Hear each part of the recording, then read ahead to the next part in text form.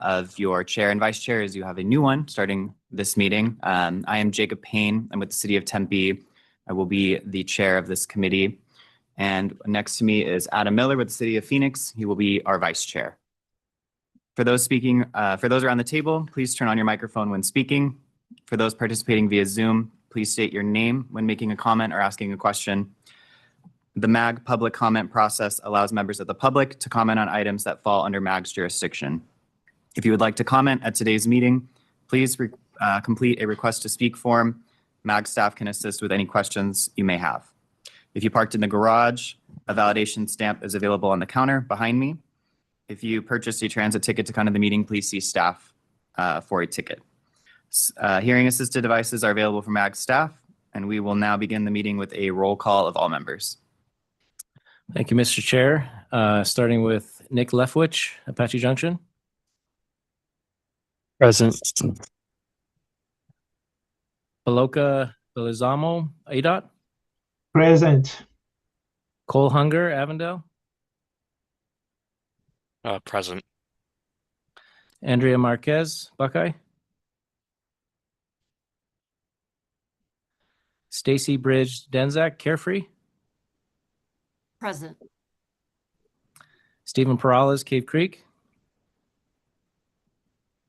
Sam Andrea, Chandler.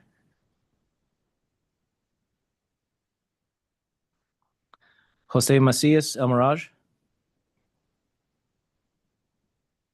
Victor Cantu, Florence. Farhad Tavasoli, Fountain Hills. Here. Keith Newman for Gilbert. Yeah, I'm present. Alex Lerman, Glendale. Jimmy Carrion, Goodyear. Randy Prock, Litchfield Park.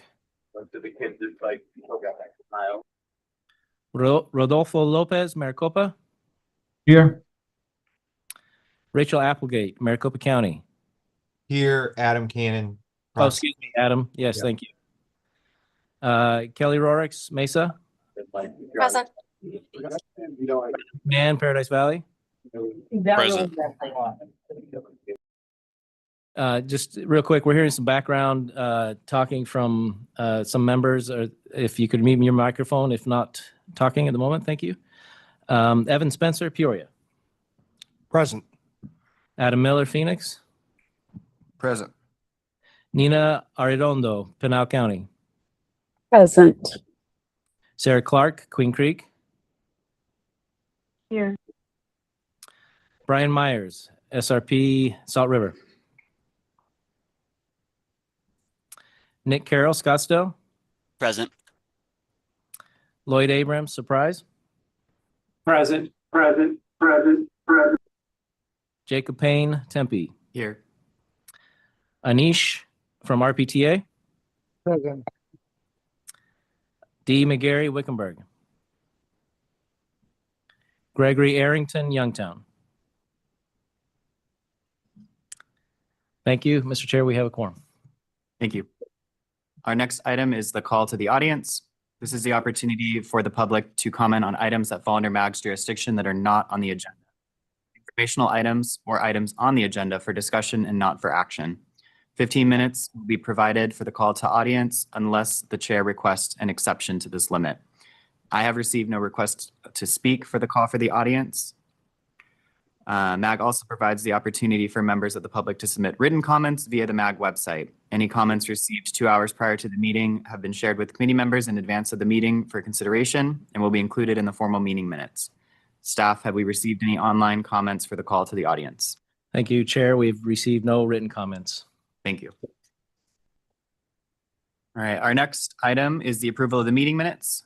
Do any of the members of the committee have questions? All right, hearing none. Prior to the approval of the meeting minutes, there's an opportunity for members of the public to comment. I've also received no requests for this item. Staff, have we received any online comments for this item? Thank you, Chair. We have received no online written comments. Thank you. All right, I'll look for a motion to approve agenda item number 3.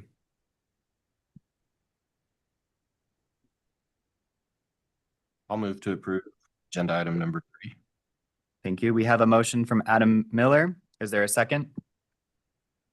Brandon McMahon, Town of Paradise Valley, second. All right, we have the motion from Adam Miller and a second from Brandon with Paradise Valley. We will have those participating in the meeting online take part in a voice vote by turning on their cameras and unmuting their audio. We need to see the faces of everyone to participate in the voice vote. For those who cannot or do not want to turn on their cameras, staff will conduct a roll call vote. Staff will only call those virtual participants who did not turn on their cameras. Members, please leave your cameras on until after the roll call vote so that staff can count the people's names whose cameras are not on. Can I have a voice vote of those in the room and those online? Those in favor say aye. Aye. Aye. Aye. Aye. I want to be in Miami. I know, they're all partying right now. Those opposed?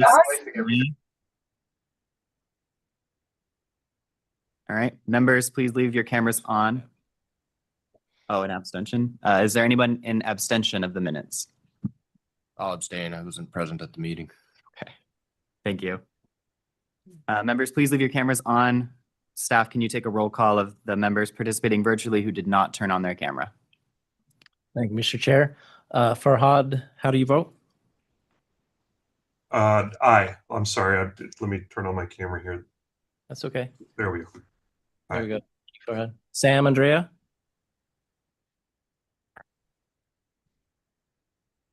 Sarah Clark? Aye. Lloyd Abrams?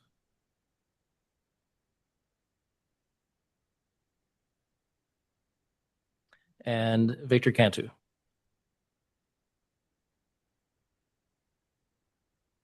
Thank you. All right. We'll move on to agenda item number 4, which is the 2026 MAG population projections update. This item on the agenda is for information and discussion and will be presented by Jesse Ayers, MAG Socioeconomic Modeling Manager. Thanks, Mr. Chair, members of PopTech. Thanks for being with us today. As just mentioned, my name is Jesse Ayers. I'm the Socioeconomic Modeling Manager here at MAG. I'm here to give a brief update on the socioeconomic projections that we are in the midst of doing right now. So I have a few slides to show you. This is what we'll be talking about. We'll talk quickly about what the projections are and why we're doing them, some of the key dates that are coming up here in this year, and a little bit about the draft zero review meetings that we've been doing over the past month or two. So first of all, projections, what are these projections? Well, we're going to be doing these projections from 2025 out to 2060. There'll be annual numbers.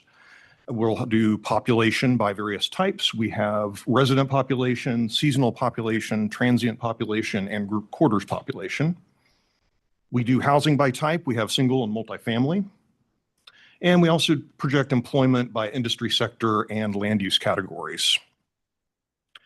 So why are we doing this anyway? I mean, the main reason probably is the executive order that tells us that we have to.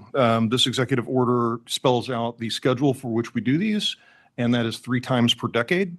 In years ending in 3, 6, and 9, we do the sub-county projections for Maricopa County and Pinal County. And we work closely with the state demographer's office throughout the year to come up with the county control totals for the populations as well. Our travel demand and air quality models are another solid reason to do this. They rely completely on the socioeconomic data to function, and there's a couple of core MAG functions. And increasingly complex questions from folks like you that are sometimes our data can help bear on problems in your communities or help plan for things. And ideally, we do some policy analysis with these numbers as well. So what's coming up here in 2026? We've been doing the draft zero review meetings, and I'll have another slide on those coming up next. These are nearly complete. Next month, we're going to publish draft 1 of the projections, and we'll ask for another round of meetings with you folks again to review those projections. We'll publish draft 2 online sometime in April. And then after that, we'll have a little bit of time before we come back to this committee with the official numbers in May, and then management committee and regional council in June. So it's a pretty aggressive schedule, but thanks to the help of all you folks out there in the cities and towns meeting with us, that makes it go a lot smoother. So about the draft zero review meetings, thank you so much for spending the time with us. We've had 24 meetings so far, with 9 of them in person. And we went out to every part of the valley to meet with folks in person. We went to Queen Creek, Carefree, Chandler, Surprise, Apache Junction, Mesa, City of Maricopa, Glendale, and Buckeye, all in person. And thanks to Buckeye for buying us lunch. That was really nice. The longest distance we traveled was driven to Queen Creek at almost 41 miles away from our office. And all of those meetings have resulted so far in more than 600 adds, edits, or deletes to our developments database so far. We're still counting those because we've yet to meet with Phoenix. And so that'll probably significantly grow. So this is a major update to our developments data, and we couldn't have done it without your participation and all those meetings. We really appreciate your time. That being said, if anybody has any questions about the projections coming up, I'm happy to answer them. And that concludes my presentation. Thank you, Jesse. Do any members have questions or comments? All right. Thank you, Jesse. We'll move on to agenda item number 5. This is the City of Maricopa Development Maps demonstration. So this item is on our agenda for information and discussion and will be presented by Rodolfo Lopez, City of Maricopa Director of Development Services.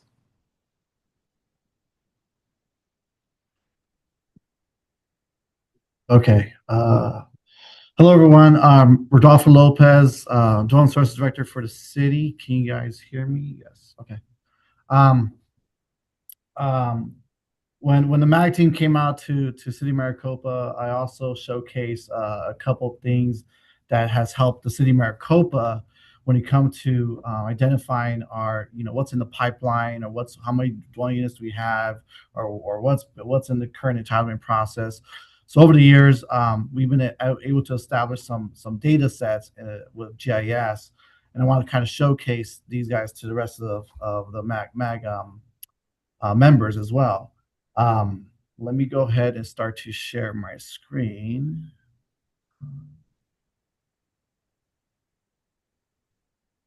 So there's 2 types of data sets I want to share with the team.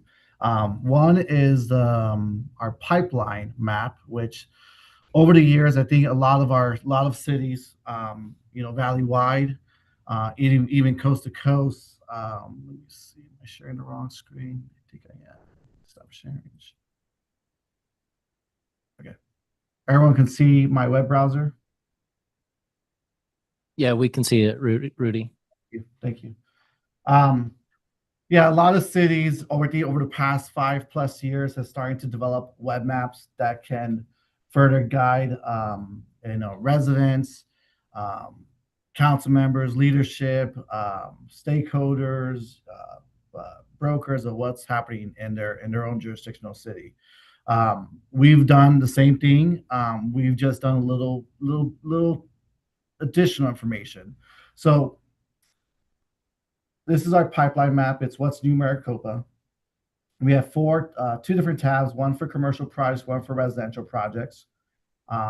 And under the commercial, we have the in review, planning approved, site plan approved, under constructions, and recently completed. The one thing that I've noticed that a lot of cities don't do, which I think we have done and gotten above and beyond, is digitizing actual site plans into the map itself. But let's go over just the in review ones. And we just added the in review because we've just getting a lot of response with the recent legislation requiring that any DRPs has to be done more administratively. We're starting to see ways we can help our residents to still be part of the process and still share comments on site plans reviews. So we developed the in review tab itself. So as I click on this details, this first one, this is our Wendy's proposal. This one gives information exactly what that project would look like, project information, and then if I can zoom in a bit more, you have the some documents of the elevations of the project or the actual landscape plan itself. Because it's in review, we don't give the automatic that we're going to upload their site plan onto the map yet because it's in review status in a way.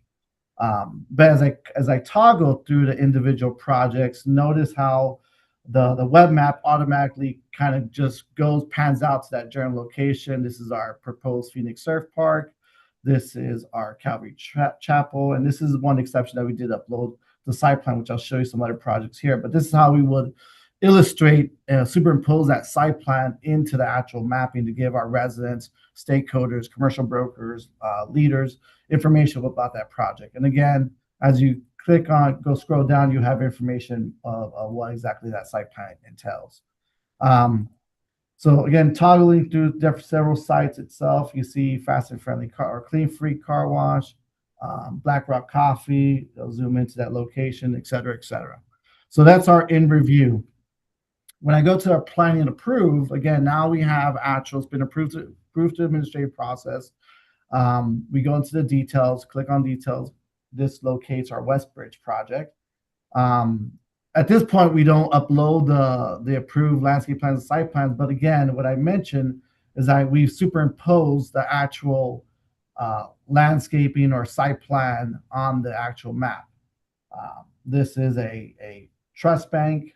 As you can see, we're starting to see the actual site plans for those individual projects, again, embedded onto the map itself, which is, I've noticed not many cities have done what we have done. So I definitely want to showcase what we're doing as a city to help out informational purposes, because that's the one thing that we get a lot is like what's coming to Maricopa. But when we have it embedded onto the actual map, it does a world of wonder for applicants, brokers to really understand the magnitude of what is really happening in Maricopa when we see all these entitlements. And that's helped us tell Maricopa's story of like, this is what's coming, or this is what's in the pipeline, to really visualize those developments in an actual type of mapping service itself. Same notion of under construction. As I toggle through each project, it moves to the location, gives me information about that project, et cetera, et cetera. So very simple tool that has worked wonders for our city. We update this monthly. We meet with our GIS team to update what's going on and what's being moved from an in-review status to a plan and approved status. And it's definitely heavily used, and we heavily advocate it for our residents, our stakeholders, our leadership to really understand what's going on. It's been a world of wonder for Maricopa to really showcase, because a lot of people, when they come to Maricopa and want to know what's happening, this is another avenue to illustrate exactly what's in the pipeline. Any questions, comments, or clarifications on this web map? Rudy, I have a comment from Jose from El Mirage. Hey, Jose. Hey, so we actually have a similar website that we're launching over the weekend, but I think you guys took it to the next level. Because again, I am the GIS guy, I am the planner, I am everybody. So I'm not doing the whole superimposing thing, but I am putting dots. But I think it's great what you guys are doing. And I think for us, same thing. We're doing it based on the state statute where we don't have to do public notifications anymore. Right. And yeah, so I think this is a great tool that you guys are creating. And again, ours is very similar, but I do upload like the site plan. And you know, because again, it's a one-man show for us here. So I don't put a lot of time into it like you guys are, but I think this is great what you guys are doing. It's kind of the dream to do this, but being a little understaffed, we're like, all right, we're just going to do little dots here and there. But I think this is great. And yeah. I took the idea from the city of Goodyear. I don't know if they're online right now, but I took that idea from them. So okay. Kudos to them, and I think you're going to see more of these in the next couple of years. Yeah, the other thing that we've done as well, like, so this is our public facing portal. So then we have our own GIS mapping that's also public facing as well, but we heavily utilize a atlas map that has all those layers. So as you know, working, you know, what we do as general planners, having that information on a map, and I can toggle off any approved PADs or approved site plans, or we can add some. It does a well wonder when working with a site project of understanding of what's happening in this area. If we can see all those approved site plans superimpose onto that web aerial map as well. Obviously, it works well when you have the county parcel layer in there as well. So yeah, it's been a 6-year plus process, Jose, and it's been little by little, but we've been constantly at this monthly to keep this going, and we got good support from management, leadership, and they touted a lot. So they definitely given enough resources to, make sure GIS is helping us out on a daily basis, make sure that this map is updated as it can be. Yeah, that's great. And same thing with me. I'm going to update it once a month. And obviously, we don't have a lot of projects like you guys do, but we have like a good 15, 20. But I think this is great. And I think we're going to see more of this coming in the future. So any more questions, or else I move on to the other web map that I want to showcase? Adam Cannon, you have your hand up. Yeah, thank you. Rodolfo, really awesome mapping program. I just had a logistical question. What are you doing to get those pictures onto that? So you've got the landscaping or the the landscaping design pictures or the building facades. How are you doing that? Or is it an individual staff member that's scanning all that stuff in, or is it pulling from something else? So one thing that we've changed in our process as part of like our DRP, our site plan review, is that now we required all applicants to submit rendered or color landscape plans as part of submission. So as part of that submission, we're able then to extract that and somewhat crop in and we call it like Photoshop it. No, we don't use Photoshop. I actually use PowerPoint to take all the remaining portion out and able to upload it and have GIS upload to the system itself. But in terms of like in terms of the elevations and the actual landscape plans, yeah, we're all 100% digital. So all of our files are submitted digitally to our system. So once we have the file in our system, then we upload it into here. Okay. So you'll upload it. You'll have a staff member upload it. Yeah. It's not something that's seamless coming from your permit system applicant. Okay. Yeah. That's kind of what I was getting at with that. And then the second question is, are you incorporating infrastructure into this as well, or planning to, or is that available in the layer set? We haven't gone into like CIP projects, but I think I'll give you a good example. We just did, I'll show you this. I think for like, this is our Atlas layer, more of our internal GIS mapping tool. When there's a project that really is necessary for us to really understand how it really intertwines with other projects. This is a road project we're working on. It's called East-West Corridor. We're able to get the CAD file for that, and we're able to add that layer into our mapping tool just to get an idea for that. But it's more utilized for internal purposes. We really don't, I mean, the average user resident wouldn't know how to know what this is. And then another project we did, we're doing a pedestrian bridge over a railroad. So we're able to extract that landscape plan and superimpose that landscape plan onto the map itself. And then another one we did, we have a pedestrian or road overpass bridge as well. So from time to time, we would superimpose the CIP projects into it. So again, to better understand of what's happening in that general area. But it's not a standard thing that we do. I think we do it on a case-by-case basis when we see it's necessary for us to include or not. Cool. Well, thank you. Really appreciate the responses, and you looks great. Yeah, and again, I haven't seen many cities do the site plan level. I do see cities kind of do just the placemakers.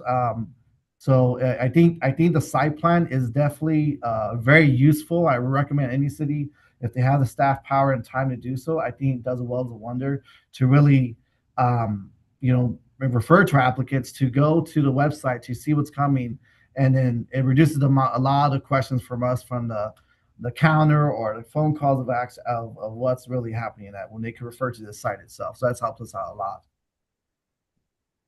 Thanks, Rodolfo. Are there questions from the committee members? Yes, Evan.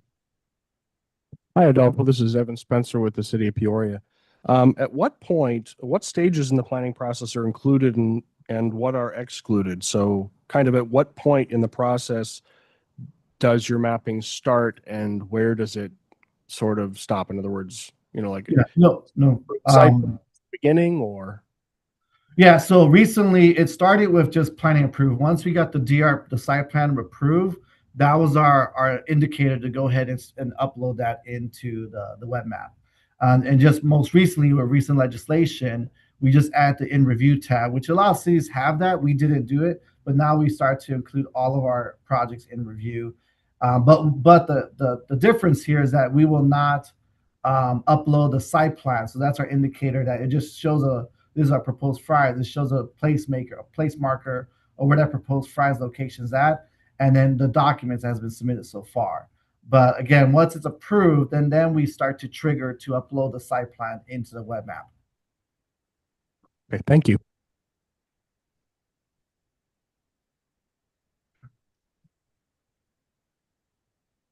Okay. If it's okay, I'm going to move on to the next web map that this is our dwelling unit count. And again, I know we've all been through this of ask of how many units do we have in a city, what's entitled, what has been permitted, what's under construction. So we create this web map to really help us and start to track that. So what you see here, everything in blue is I have a legend here. Bear with me. Everything in blue is complete. That means that we feel that it's 100% built out. Everything that's green is an active development under construction. That means it hasn't been fully complete in terms of permitted lots. There's still some, good dozen or more than a dozen or so lots that hasn't been. But anyway, it's not built out subdivision. And everything in orange is a planned subdivision. That means they have zoning, but they haven't gone through any type of recordation of plats itself. So as I go through each one, I click on that development. It'll give me information of what the total units counts are. And this is Rancho Dorado. We have 3,100 units. What's been built is 3,100 units. When I click on this subdivision, it gives me total units of 2,200. Of what's built is 2,100 improved units, and et cetera. And then if I go to the planned, this is planned for 9,500 units, et cetera, et cetera. What's really great about this is that it gives us a total count of total built, improved, and unimproved, or just in general, all of it all together. So what's been built, what's active, and what's in the pipeline. As a city as a whole, we have entitled, permitted, or ready to go at 75,000 units. Here we break it down with a little bit more detail. Okay, what's been permitted? We have permitted 25,000 units in the city. We have, and then we start to identify what's improved. That means improved would be that there's a street in front of that lot. So we have shovel-ready lots ready to go, 2,100 lots ready to go in itself. And then what's unimproved in the nature of what's planned, we have 41,000 that's been entitled, but again, has not been improved, actual improvements. So it gives that total count of 75,000 as a total as a city itself. With Maricopa Story, if you've been to Maricopa recently, and like any other city, the surge of multifamily has really hit us recently. In Maricopa, prior to 2019, Maricopa was truly a suburban community with zero multifamily units. We had goose egg. And then recently we want to understand how much multifamily we need as a city. So we started to kind of build in this gauge monitors of like total units percent to multifamily units. So in a ratio of multifamily units to total units, we're at 6%. And we're trying to see what is that happy medium, which we believe about 15% to 25% of our housing stock should be multifamily. Of the number of built units compared to total units, we have, and this is just not the multifamily, but just number of built units, obviously 29,000 built units compared to 75,000. And then the percent of ratio of built multifamily units to all built units is 13%. I think I got that wrong. Multifamily to total units. Oh yeah, this is the built units, yeah. So of the built units, which is the 25,000, we're only at 13% of our 25,000. But overall, of our total units of 75,000, we're at 6% in itself. So it really helped us kind of give that number to our leadership, our council, mayor, to really understand where we're at in terms of percentage of multifamily ratio to actual built units in itself. Another cool thing about this web map, if I go a little bit deeper into a subdivision, I'm going to click on my layers and I'm going to take off my residential development maps, and then I'm going to go into more details. Now I got my parcel base of, let me put on my legend. So now I go by lot information. So anything that's blue is a permitted, there's a building permit on it. Anything that's green is an improved unit. That means there's a street in front of it, hasn't been built yet. So you can see in this subdivision, we have a good gauge of like, oh, that's completely 100% built out. We're just remaining for that last phase of this subdivision to go online. Again, back to this one, we see a good amount of ready to go shovel ready lots, but then we have one more parcel that hasn't been really it's unimproved. That means there's no street in front of it. It's been platted, but there's no street in front of it. And then again, the other areas that hasn't been planned out for. So this has been really helpful for us to really see somewhat activity-wise of what's happening in our subdivisions. This is a brand new subdivision that just got built. You can see that this one's mainly, 80% of it is unimproved, but we're starting to see trickle in of building permits within the subdivision, and et cetera, et cetera. But this really has been really useful for administration to really understand the trends of what's happening and really just to identify what still needs to be built out there. I think I have one little green lot somewhere in here there's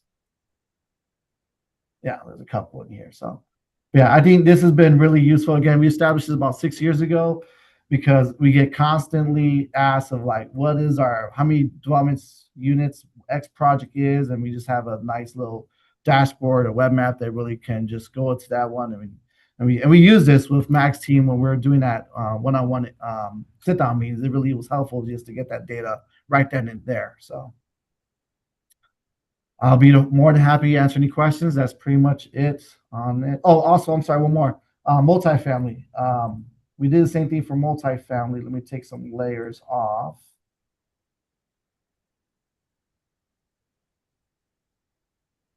There you go. So same notion. Obviously, multifamily is not lot-based. It's just more a larger parcel base. But the same notion. We are tracking the total units on that one. This is Innovation Villas, single family for rent type of project. Number of units permitted, number of built units, number of improved units or remaining units, etc. Total units, permitted units. But yeah, again, we don't have a lot of multifamily, but it's here and there. And that's it for me. Any questions? Evan, go ahead. How are you defining your built out units, your built units? Is it based on C of O? Is it based on permits? How are you defining that at this point? Building permits issued. Okay, thank you. Yep.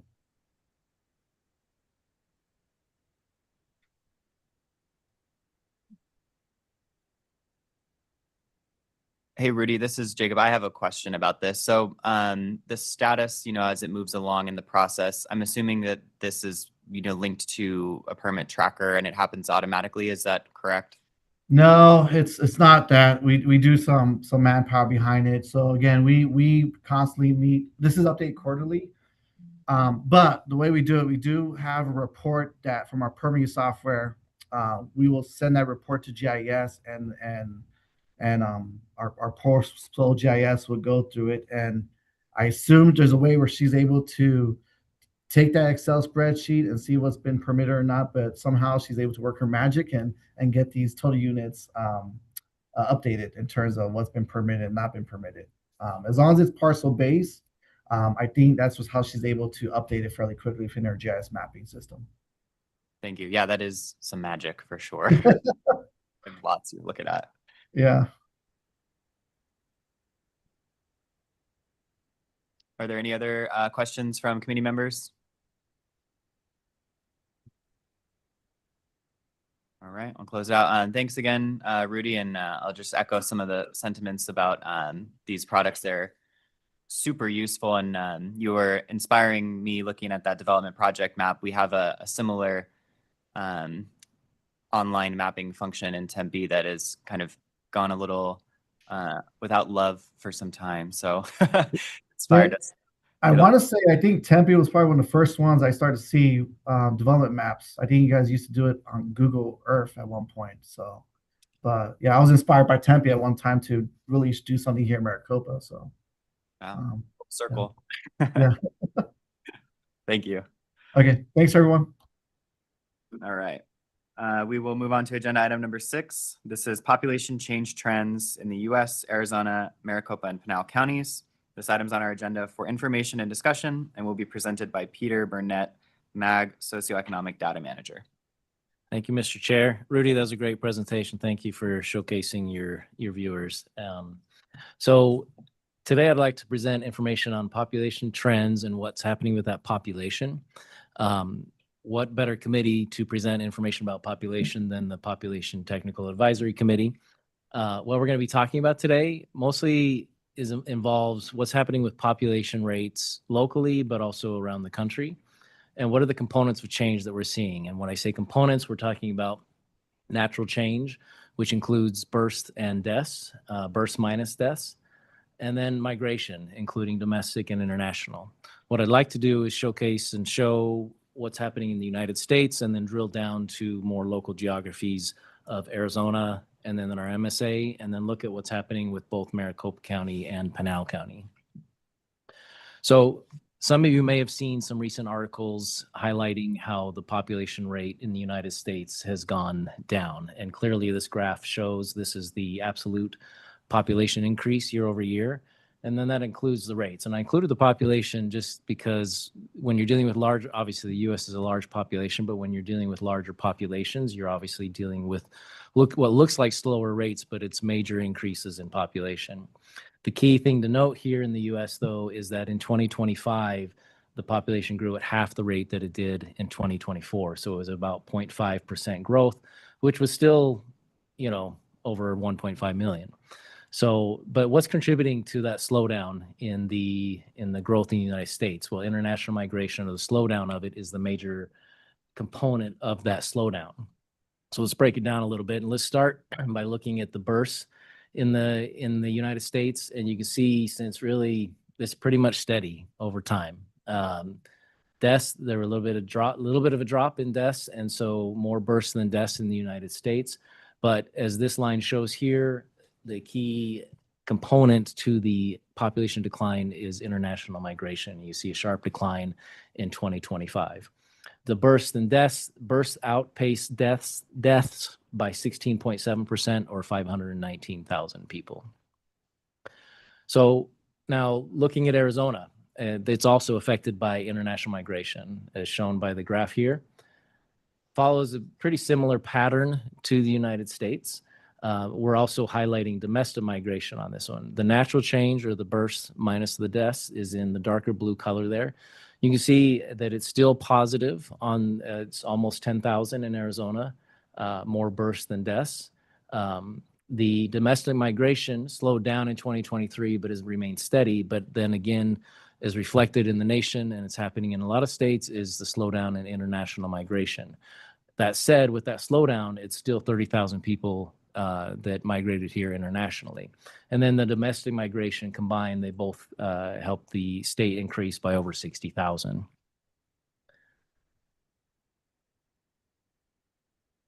So again, large population in Arizona, the total population in Arizona is 7.6 million.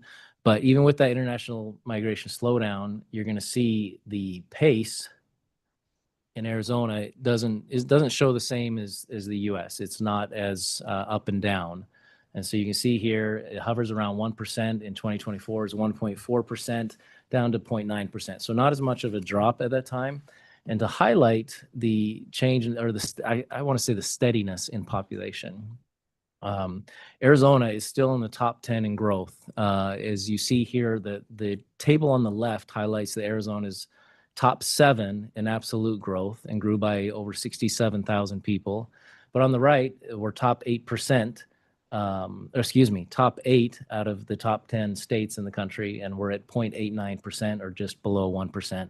South Carolina being number 1 at 1.46%. So it's really highlights that we're still in the top 10 in states in growth. Even though you might see that slowdown, there's still tremendous growth happening in Arizona. So when we look at that domestic migration that is kind of studied out, where are they coming from? Now, I have to highlight the data that I was showing you previously is 2025. This domestic migration data is for 2024, but it still shows steady. California's traditionally and consistently been at the top. Coming from, so the top one's California. The table on the left shows the top 10 states where they're coming from to Arizona, and then the map just highlights the top 5 there. Now, where are they going? Again, top 10 on the left, top 5, where are they going on the right? And that just highlights what's happening and where they're going. What's interesting is 18 states gained more residents from Arizona than they sent back to us. The top 5 were Kansas, Texas, Oregon, Florida, and Utah. So now let's go down to to the MSA. We're looking at Maricopa and Pinal County together. And again, even less up and down growth. It's more steady here. I'm showing you the blue bars are the absolute change, and then the orange is the rate. And you can see the rate in 2024 is 1.5%. But what I just highlighted on the graph there, the gray bar in the end, is the data for the county level is only through 2024. The new data for the county per the census should be released sometime in March next month, and we'll have a better idea of what's happening in the MSA at that time. And again, total population in the MSA is about almost 5.2 million.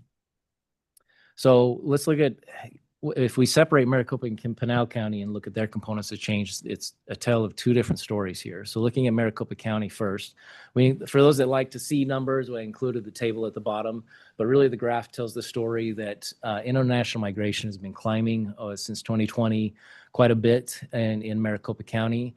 Domestic migration took quite a bit of a decline, and then your natural change is again over 10,000. Okay, when you look at Pinal County, it's a little bit different story where domestic migration is up, but international migration stays steady. So, and again, this data is through 2024. So the question mark is what's going to happen with this data? I would expect, following the trends that we're seeing with international migration at the state level, that we'll probably see that same trend happening at the county, but we will be able to look at those numbers when they're released. So to wrap up and conclude, I just wanted to show a comparison of the rates, the rate changes in population for those different geographies from the United States, Arizona, MSA, and the counties and what's happening with that. Pinal County had the largest percentage growth in change, over 5% in 2024, a 5% increase, with a population increase of about 27,400. Maricopa County in the red line shows increase hovering around 1%, much like Arizona and the United States, but also an increase of, in 2024, almost 60,000. So that's the story that we wanted to show and highlight that was in the news. The news was focusing on the United States. We wanted to take a closer look at our region. So some key takeaways: population growth rates have slowed in the U.S. and Arizona. International migration is that major component of that change and the slower growth, but really growth is still strong with a combination of the international migration and domestic migration is still strong in Arizona and the Phoenix MSA. Mr. Chair, that concludes my presentation, and I'd be happy to take any questions. Thank you, Peter. Do we have any questions from members?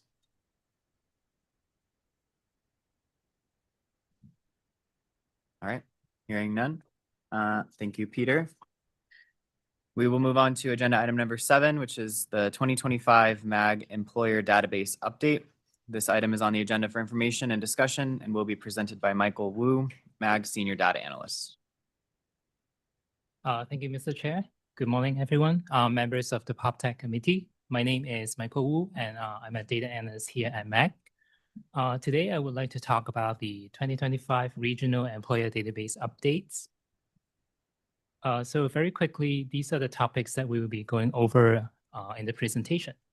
So first, I'm going to give you a little background information about what this database is and why we are building this database. And then I'll briefly talk about the data sources that we use to build this database. And then we'll move on to learn about the new cadence of the database updates. And then I'll go over the high level summary of the database. And lastly, I'll talk a little bit about the database release and the employer viewer updates. So what is the employer database? The employer database is basically a snapshot of the employment within the MAC region in 2025.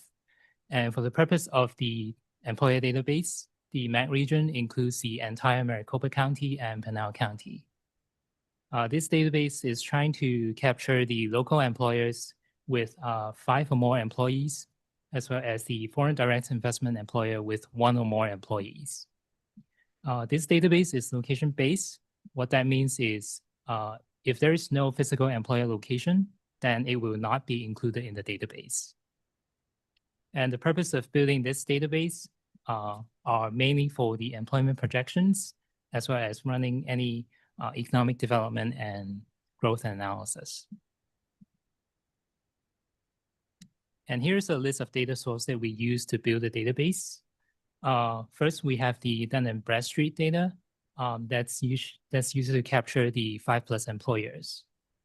And then for the 50+ employers, we rely heavily on the trip reduction program data. And that's the data coming from the trip reduction survey that goes out to the employers with more than 50 or more employees. And then for the public sector employers, we rely on the public data that we collect from our member agencies. And then we also have the Dun & Bradstreet data, FDI data to capture the FDI employers. Lastly, we also use a lot of business journals, U of A and GPAC data. And these are the data to use to capture the newer locates employers. So the new cadence. In the past, we would always do the full updates of the employer database and the FDI data, but we will usually release the data in the second half of next year. So in the case of a population projection year, our modeling team will not be able to incorporate these more up-to-date employer data into the model because the estimates are usually due by the first half of the year. And because of that, beginning in 2024, we have implemented a new cadence. So let's say in 2026, it's a population projection year. And so we want to stay ahead and release the data in the first quarter of 2026. And that way, our modeling team can incorporate the most current data to do their projections. And then for the next 2 years, we'll only be updating the 50+ employers only. And then in 2029, it's another population projection years. Again, we want to stay ahead and do the full update and the FDI data for 2028. And then the entire process repeats for the rest of the years. Next, we're going to look at some high-level summary of the employer database. So in 2025, we estimated that there were approximately 93,200 number of business locations. Compared to 89,400 in 2023, the growth rate is at 4.2%. In terms of the number of jobs, we estimated that there were 2.043 million number of jobs in 2025, compared to just a little bit over 2 million in 2023. And the growth rate is at 2.1%. We compare our 2025 estimates with the 2023 estimates because that was the last year that we did the full updates on. And all the 2025 numbers, they are preliminary as we are still waiting for a couple of responses from some cities, but we do not expect the numbers to change by a lot.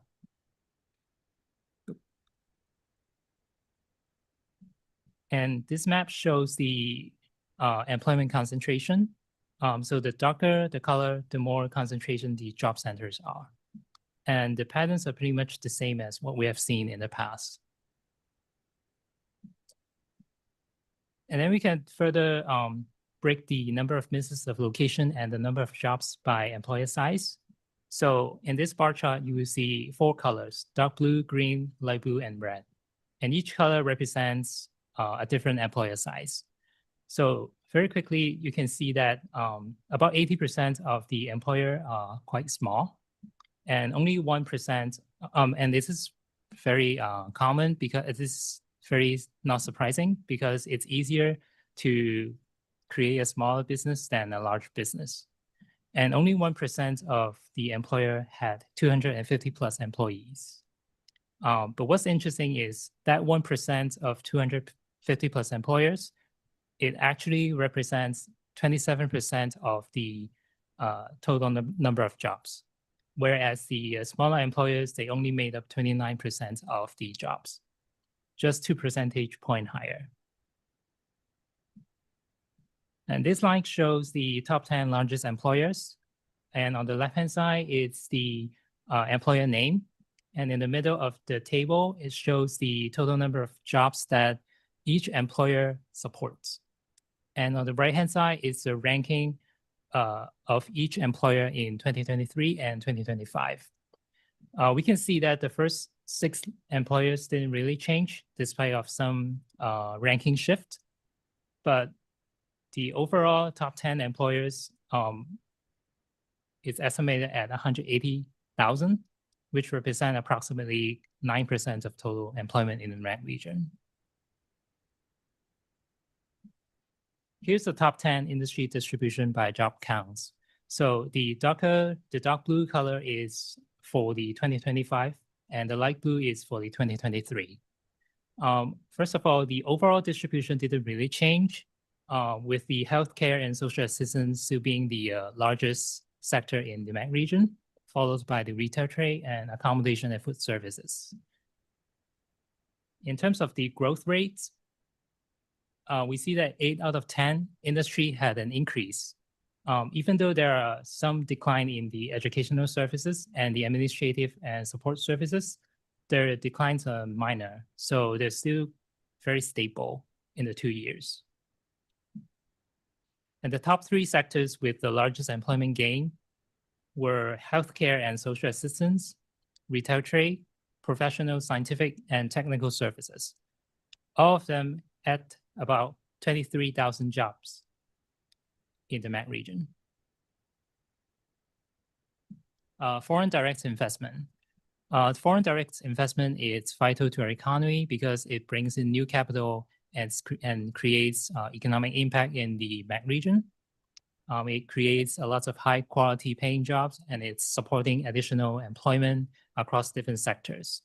So this chart shows the top 10 FDI countries and economies by the job counts.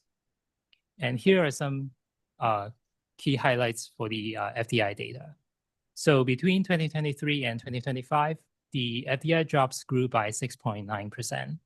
And the total employment is estimated at 136,000. Second, Canada continues to be the #1 FDI countries investing in the MEC region. And Canada, UK, Japan, and Germany, these 4 FDI countries, they're already making up 54% of all FDI jobs. And the third is Taiwan has become the top 10 FDI for the first time, has become the top 10 FDI for the first time.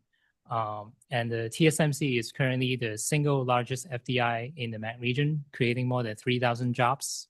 And we're expecting more than double in the future. So the employer database should be released next week, as we still waiting for some responses from some cities.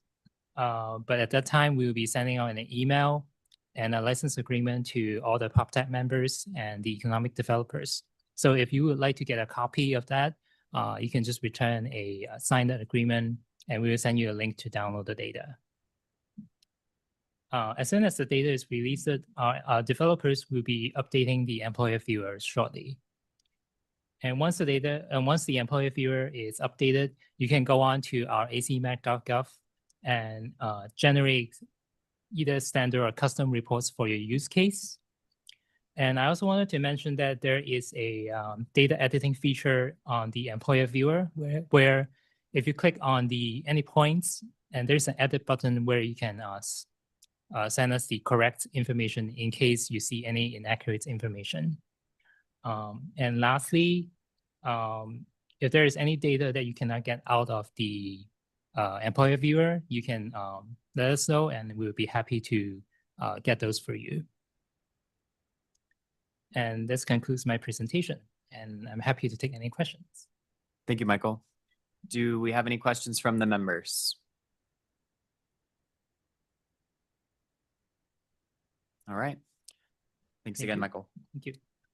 We'll move on to item number 8, which is requests for future agenda items. Are there any requests from the membership for an item on a future agenda?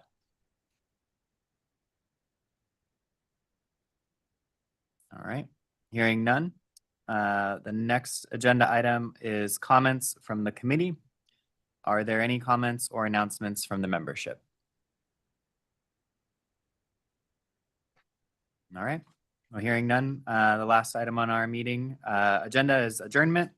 The next meeting of the Population Technical Advisory Committee will be on Tuesday, May 26, 2026 at 10 a.m. With no further business, today's meeting is adjourned. Thank you.